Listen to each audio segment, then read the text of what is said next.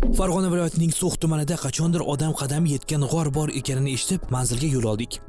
Biz taxminan 1 kilometr masofani bosib o'tdikmi deb so'raganimizda, yo'q, atigi 200-250 metr masofani bosib o'tdingiz, hali yana 1300 metr bor degan gapni aytishdi va biz yana manzilga borishda davom etamiz. Hali uzoq ekan.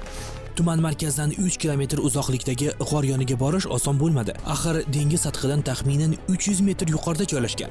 Nihoyat biz manzilga yetib keldik. Biz g'or og'zidamiz. Kameramiz chirog'ini yoqib, g'or ichiga qo'rquv bilan kirdik. Biror bir jonzot bu yerga yashirinmaganmi? Agarda shunday bo'lsa, bizga hamla qilsa-chi degan xayol edi bizda. Kirish qismi juda tor. Taxminan 12 metrdan keyin kenglik boshlanadi. G'or ichiga kirib bildikki, bu yerga chindan ham odam oyog'i yetgan. Va mana shu yerda isinish uchun olov yoqqani va olovning o'sha kukunlari, ya'ni kullari mana shu yerda bor ekanligiga guvoh bo'lyapmiz. Qolaversa, g'orning ichi juda ham issiq va bemalol uning taftida yurishingiz mumkin. Hech qanday sug'atmaysiz. G'or ichi 2 xonalik uyga o'xshaydi. Kirish qismida o't yoqib isinish mumkin. Yuqoriga ko'tarilib tekis tosh ustida dam olish mumkin. Bu yerda o'zingizni xotirjam his qilasiz. Hamla qiladigan hayvonlar kira olmaydi. Xullas, bu yerda taxminan 6 soat bo'ldik. Keyin markazga qaytdik. Sayohatsevar do'stlaringizga videoni yuboring. So'x mo'jizasini o'z ko'zlari bilan ko'rsinlar.